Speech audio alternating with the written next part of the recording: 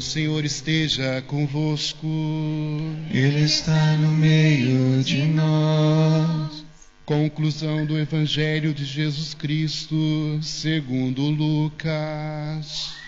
Glória a vós, Senhor.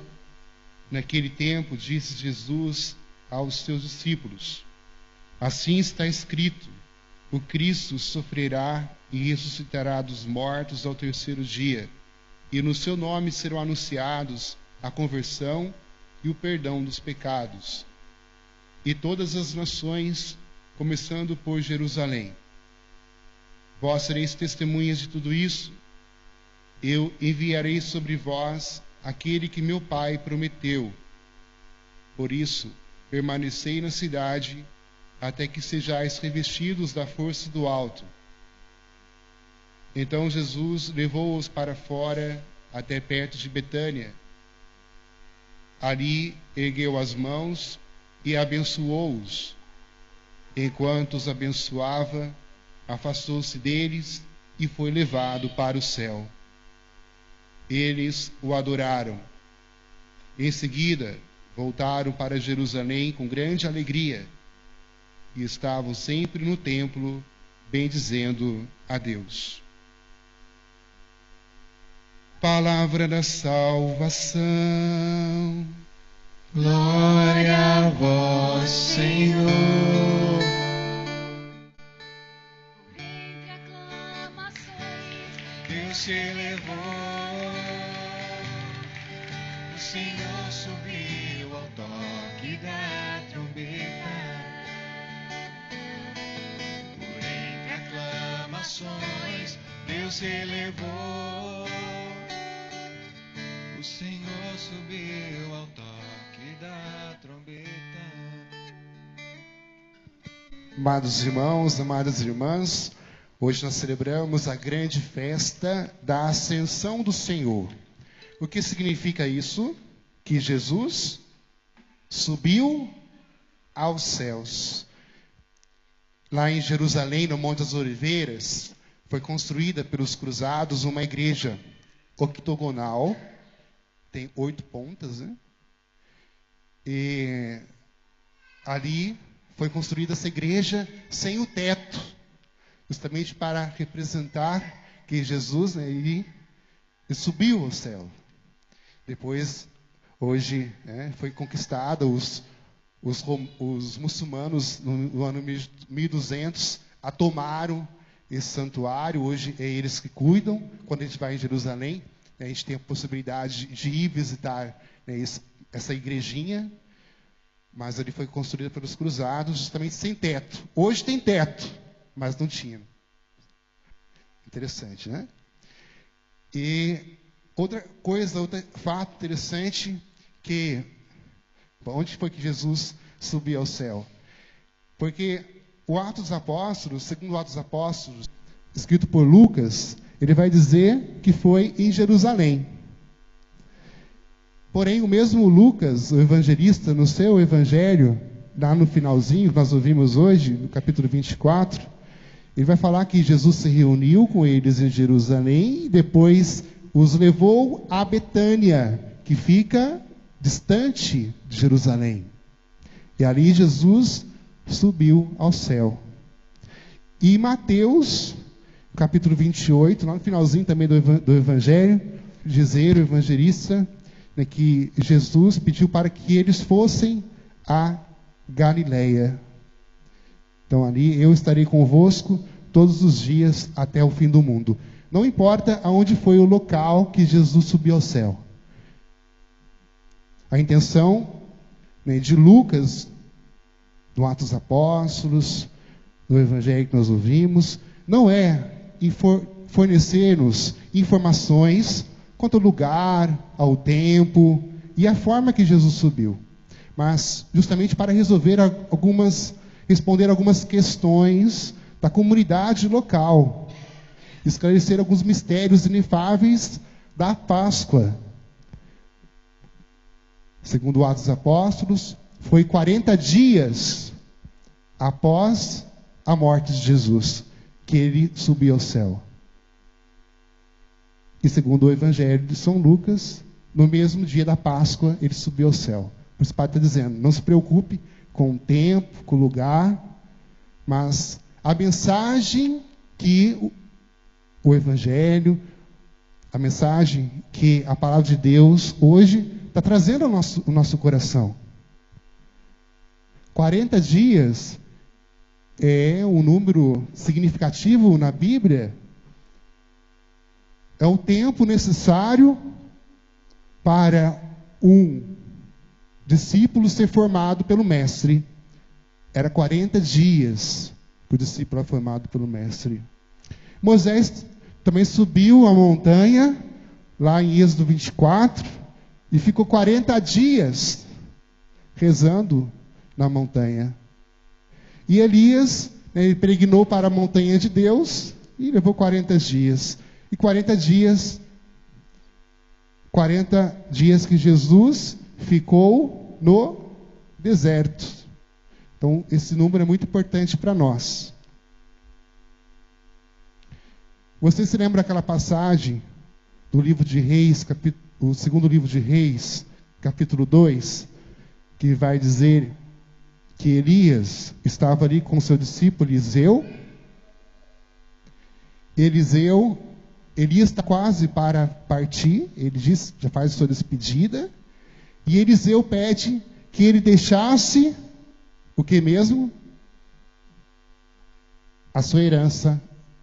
O que Eliseu pede para Elias? Quem se lembra? Que deixasse 2/3 do seu espírito. Aí Elias disse, se você ver a hora que eu for arrebatado, porque se você conseguir ver este momento, eu te darei o Espírito.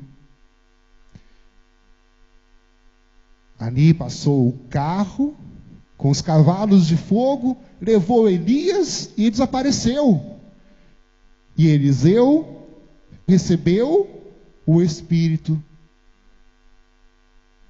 Eliseu, o grande profeta. Depois a palavra vai dizer que ele cumpriu, ele fazia as mesmas obras de Elias. Irmãos, quantas graças o Senhor quer realizar na nossa vida. A palavra de Deus vai dizer que ele subiu ao céu.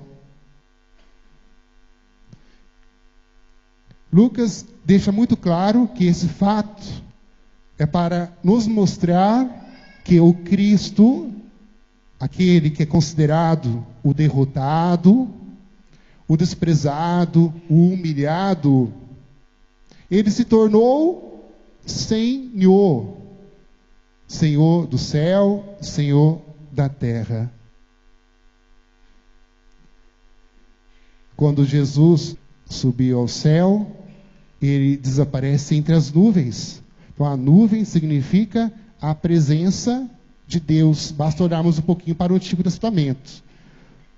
O povo de Deus era conduzido lá no deserto pela nuvem. É a presença de Deus. Deus vai conduzindo o povo. Então Jesus subiu ao céu, ele desapareceu entre as nuvens,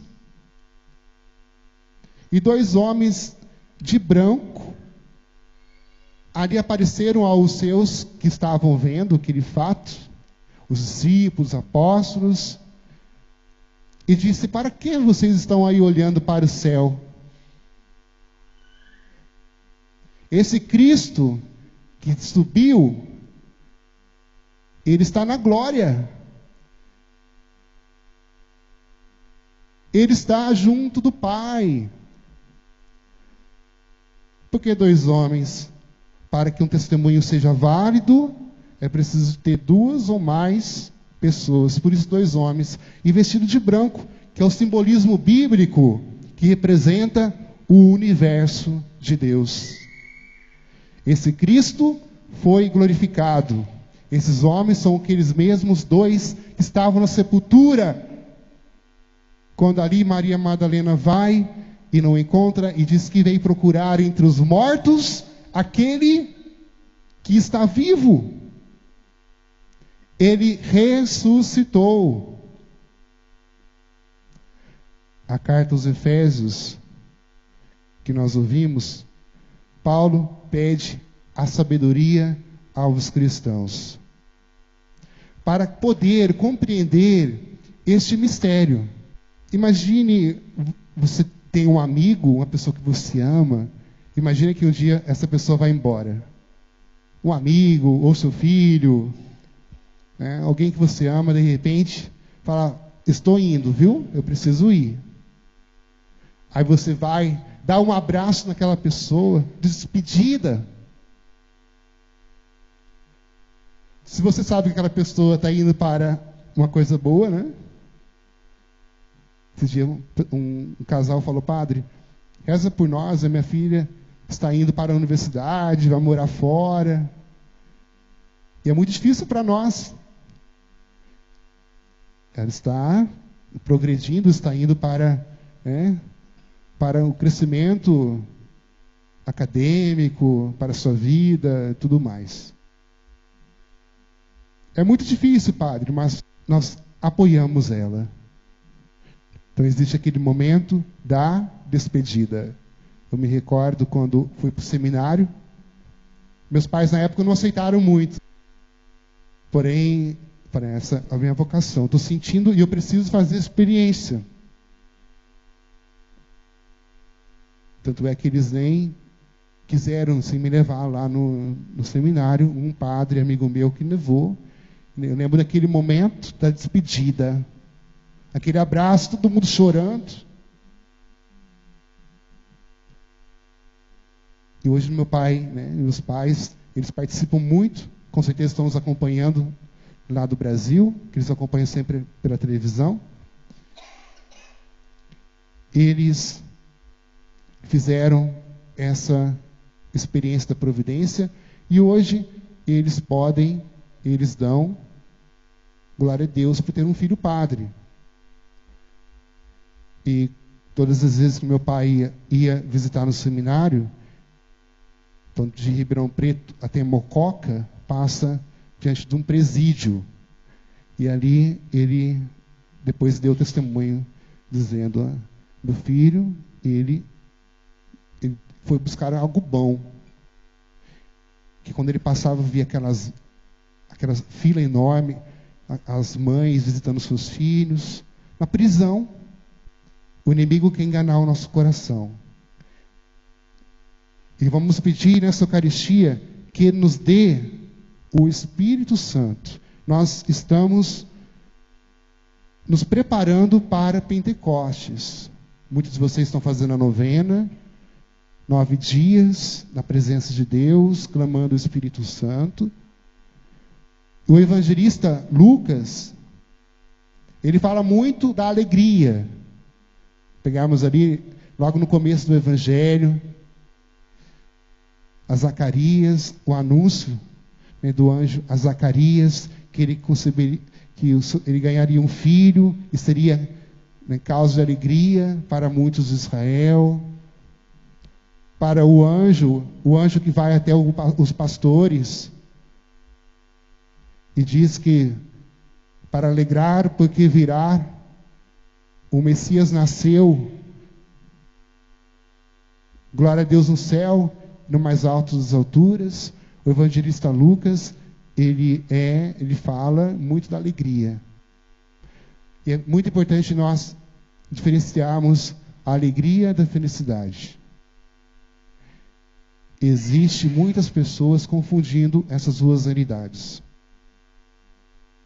A alegria vem de Deus. Ela é a essência, o essencial para a nossa fé cristã. E não depende do nosso estado de se estamos bem ou não. A alegria, ela é permanente em Deus. Agora, a felicidade, ela é passageira. As duas são frutas de conquista. A felicidade é a conquista humana. Se você trabalha, você consegue comprar algo que vai te ajudar, que te traz uma felicidade. Imagina alguém que está se preparando para comprar uma casa, de repente consegue, glória a Deus, é a felicidade que a pessoa sente. Mas logo passa um tempo, aquela felicidade vai embora. Assim é com os bens materiais. É fruto de conquista. Na nossa vida, tudo depende da nossa escolha. E como existe também a busca da felicidade falsa nos prazeres, na ganância, nas drogas, nas prostituições, enfim, várias outras realidades que o mundo oferece, que achamos que estamos felizes, mas é um engano. Está no lugar errado, meu irmão. Você está em uma situação dessa, de pecado grave. Busca Deus, se converta, para você encontrar a verdadeira alegria, aquela que vem do Cristo ressuscitado. E para chegarmos à ressurreição, para chegarmos ao céu, o que nos ensina a palavra? Que é preciso passar por provações. Nós conquistamos a verdadeira alegria quando nós passamos pelas provações com esperança, olhando para a cruz, olhando para Jesus e pedindo a Ele: Senhor, cura o meu coração, cura a minha vida, porque eu preciso continuar caminhando. Jesus foi ao céu, porém Ele não nos deixou só. Próximo domingo nós celebraremos Pentecostes. A nossa comunidade vai festejar esse grande momento de graça na nossa igreja. Que o Senhor nos revista com toda a sua autoridade para que sejamos verdadeiros discípulos do reino. Que possamos anunciar a palavra cheio do Espírito Santo. Louvado seja nosso Senhor Jesus Cristo.